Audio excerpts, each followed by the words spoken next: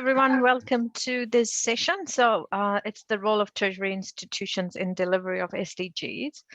So if you are not meant to be in this session, you can leave now, just confirming that this is the session we are beginning with. So I'm now going to hand over to my colleagues in here. So we're going to start off with a little bit of introductions. Do you want to get us started, Ehsan?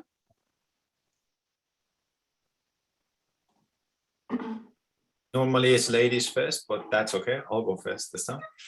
Kia ora koutou. My name is Ehsan, and I've been involved with corporate sustainability in New Zealand for just close to a decade now. I have just a bit about myself. I've completed my PhD in corporate sustainability in New Zealand, University of Waikato, and I'm sort of honored to be one of the few GRI certified sustainability professionals in the country. And in the past several years, I've had the honor to work with a bunch of organizations in New Zealand to help them find their way in terms of sustainability strategy.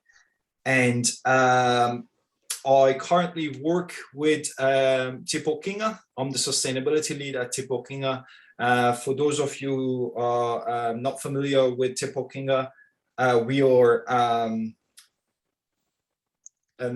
we were established about around April last year, and we include about 16 of the institutes of technology and polytechnics, ITPs, and several industry training organizations, ITOs. By 2023, we'll have about 250,000 students and 12,500 staff in our network. Our approach to the Sustainable Development Goals are the holistic approach. We believe you're responsible and committed to all achieving all the 17 goals.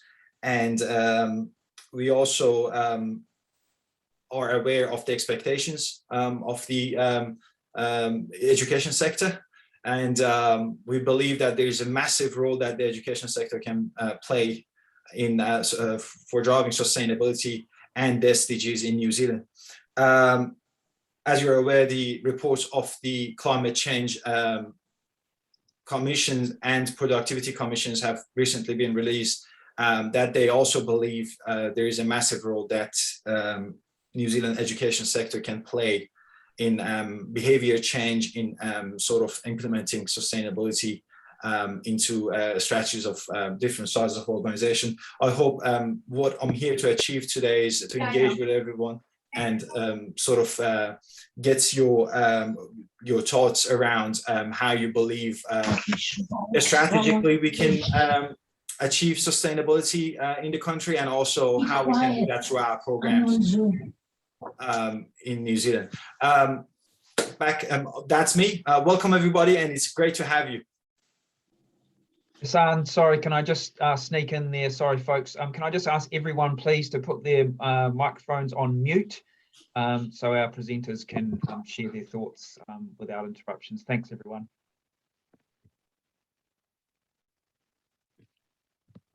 Right, so I'll take over from here. Tēnā koutou katoa, ko Hafsa tako inua, ko inia aku tupuna, ko tēnei tako mihi ki ngā tangata whenua Aotearoa nei. No reira, tēnā koutou, tēnā koutou, tēnā koutou katoa. Peace and blessings, everyone. My name is Hafsa Ahmed, and I come from India. New Zealand's been home for me for past 14 years. I came to New Zealand in 2007 to do a PhD at Lincoln University, and my PhD focused on organizational change management. And currently I am working as a lecturer at Lincoln University. So I've learned a lot in life, personally and professionally, through my work experience for about 20 years in private sector, public and not-for-profit sectors, both in India and in New Zealand. Currently, my expertise is in managing change, project management, and stakeholder engagement, and specifically with a focus on UN SDGs goal number 17, which is partnership for goals. And personally, I am driven by my why in life, which is to make a meaningful impact in the world through service. So in order to fulfill that why, I am currently on 3 boards for not-for-profits or charities, and I also host 2 podcasts. So one podcast is an interfaith dialogue show on Plains FM, and another podcast is where I work with my colleagues at Lincoln University to uncomplicate their research, which is the academic research.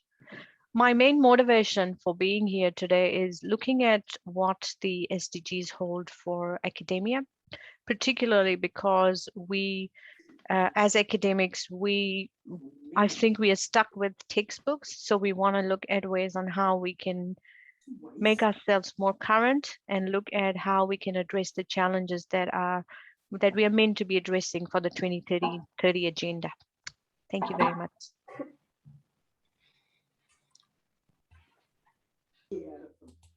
Another asks, is rolled gold made anymore? Gold with a smaller entourage, if that's the word, of 9 carat. It remains. Oh, okay. Hi, everybody. My name is Sam Gardyne. Ellen, I think you can go through the slides. I think some of us have a little bit of a slide to just give our basic details. But anyways, okay, no, don't worry. Sorry, go back. Don't worry about that. That's my bad. Anyway, so I'm Sam. I'm from South Africa.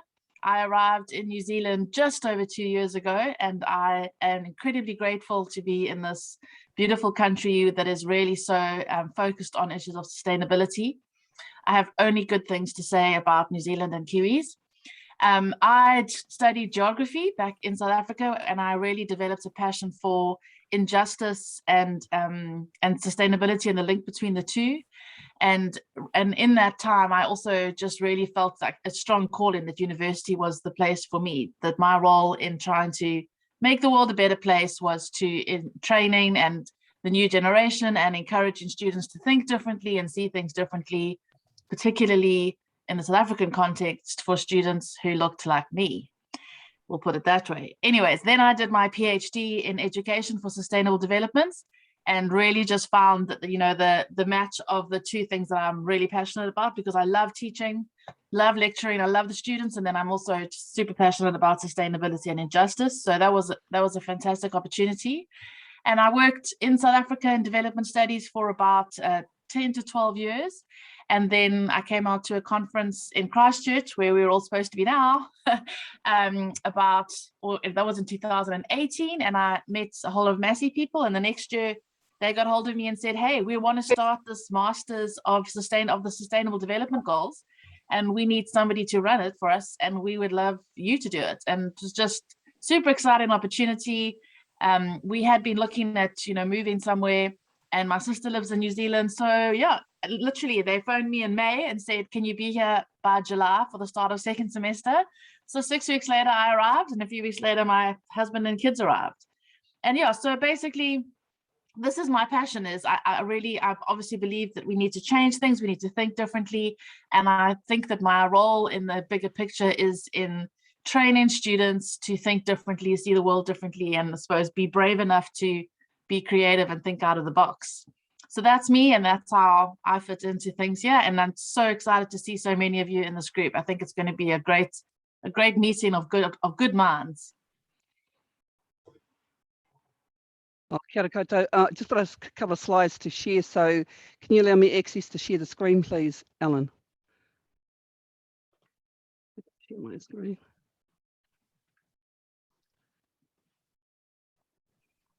Okay.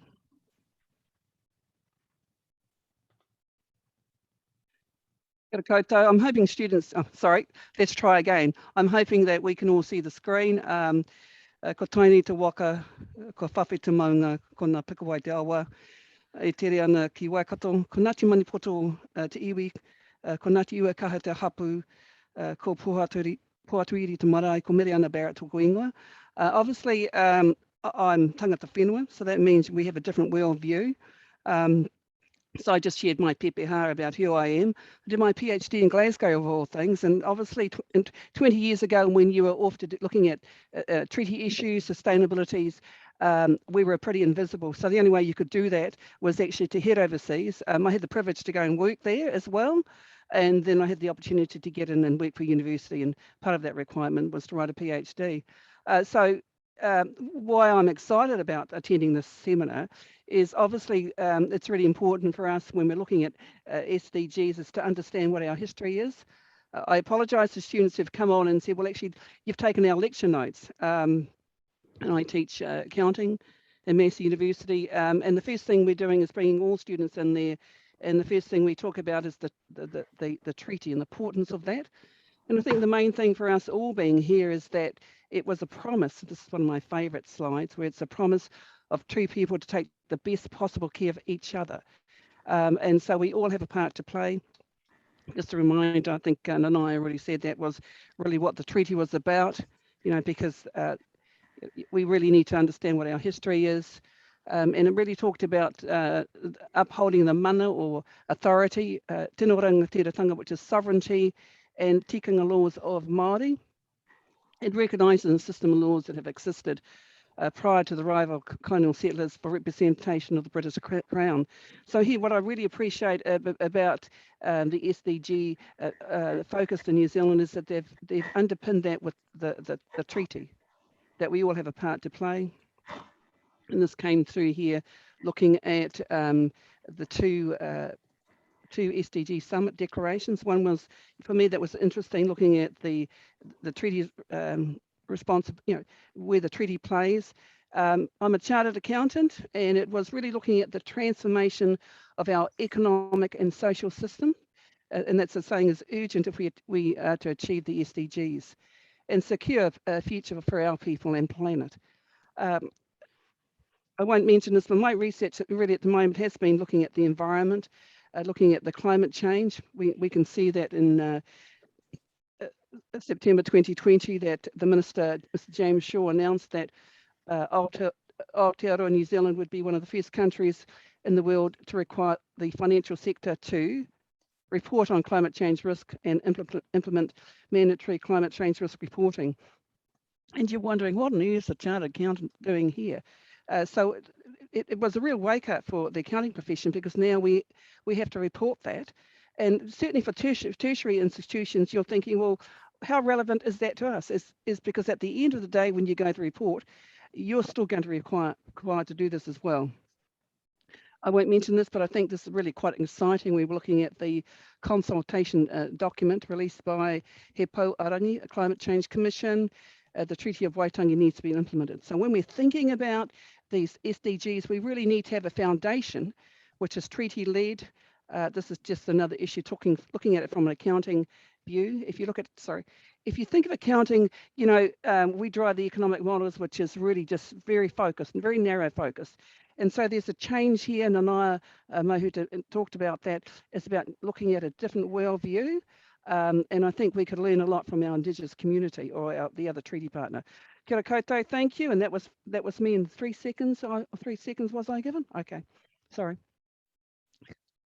So the idea here, and I see that we've got around 58 participants minus the 5 of us, who are really interested in this session, which has got 2 different themes in here. The first one is about teaching and learning approaches that focus on delivery. So please ignore the 15 minutes. It's 15 minutes in total now. So what we are trying to do is, as Alan said, we're going to get you into breakout rooms, and if we could ask you to focus on one of the issue.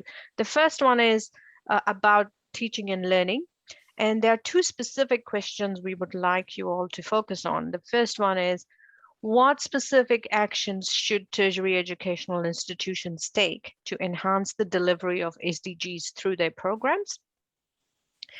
And the next one, how should tertiary educational institutions approach these specific actions? So if you're pointing out specific actions in question 1, we'd like you to just give us a little bit more around how do you think we should approach it as tertiary institutions.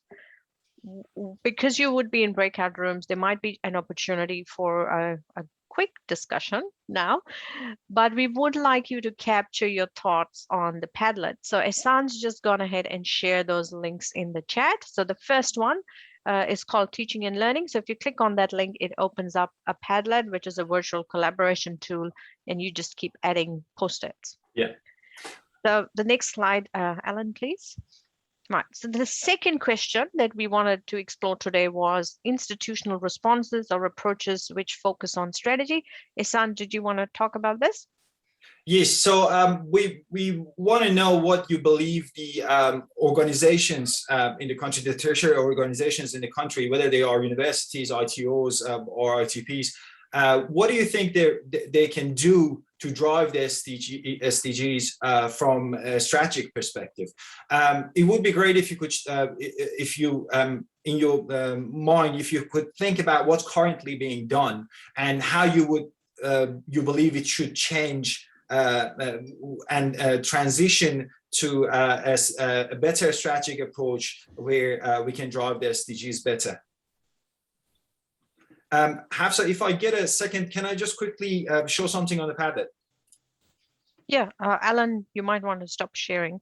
That's all right. I'll start sharing. If everyone can see my screen, so this is one of the Padlets. If you could just, when Alan breaks out the room, find your room probably and add your thoughts quickly, whatever it may be. Once you publish it, you will see it here, and if you can just add it down as you go, and if you see a thought that it really touches your heart and you believe it's the true approach, if you could just give it a little like down here, it helps us to kind of identify the ones that are acceptable more by everybody. That's all. Alan? I think we'll be breaking for maybe 12 minutes. So everyone, thank you very much for your contributions on those Padlets. And in a moment, I'm going to get Ehsan to share the Padlets so he can talk about what's on there. But what we thought was, because we had to pivot here because of our reduced time, what we are thinking is, because we want your contributions and we haven't been able to do justice to that fact. So if you are able to share your emails very quickly in the chat, we want to follow up with the links to the Padlet. So you can still add your contributions to the Padlets until tomorrow. So Alan's going to download all the email addresses and he's going to send out the links through with your with the Padlet links and the questions that we discussed with which is the PowerPoint. And it'll be really good to have more input onto those Padlets. So Ehsan, I'll now hand over to you. So if you want to just quickly summarize to us what's on the Padlets. Sure. All right, can everyone see my screen? Whoa, yes. There's actually quite a bit in here, which is awesome to see. Starting with teaching and learning, there is, I'm just gonna read some of them, which are mostly liked or hearted. From breakout room 8, it's awesome to see that there's expectation for collaboration between programs and learning from each programs. There's also a few others in the notes that you can see if you go through them that are talking about SDGs needing to be embedded in or values or principles of SDGs need to be embedded across all programs rather than selective approach and selecting certain programs. Yeah, no, I'm just listening to this conference. Which is awesome. Same goes here, weave subjects into all subject areas and all graduate profiles. Again, aside from programs, graduate profiles, we want to make sure that our graduates that graduate from universities, ITOs or ITPs all have knowledge of the SDGs and the principles and the values that the SDGs actually provide and what achieving them means to our country and globally. So they can actually start implementing their learnings in their life and in their work environment. Alan, how much time do I have, or should I go to the next one? Achieving the SDGs through a strategy. We've got about 2 minutes before we're back in the big room there. Okay, let's have a quick look at strategy as well. We're looking at here public engagements, providing more academic content to the wider public through accessible web channels such as newsroom and conversations. Lectures need to align with the SDGs, which is similar to what we had on the other side, also awesome. Strategy needs relationship for it to work. It can just be down to individuals or goodwill. And somewhere down here, basically there needs to be a level of a strategy literacy so that it is understood what is the story that communicates the strategy and the vision. Like Hafsa said, if you could, we'll obviously didn't have time to have that conversation properly, so we'll leave these open, and we'll email you the links again. If you could add your contributions as the day goes on, it would be fantastic. Alan, back to you if you want to wrap it up. Oh, thank you. Well, a huge thank you to Sam, Hafsa, Mereana, and Ehsan for that session. Our humble apologies that technology wasn't our friend this morning, and that we had a shortened session. So my apologies for that. And I know that Hafsa and the team here have put a lot of effort into this session and thinking about how that was going to work. It's great to be thinking about the Sustainable Development Goals in tertiary education, and they're certainly extremely important in that space. So thanks for your participation in the session this morning.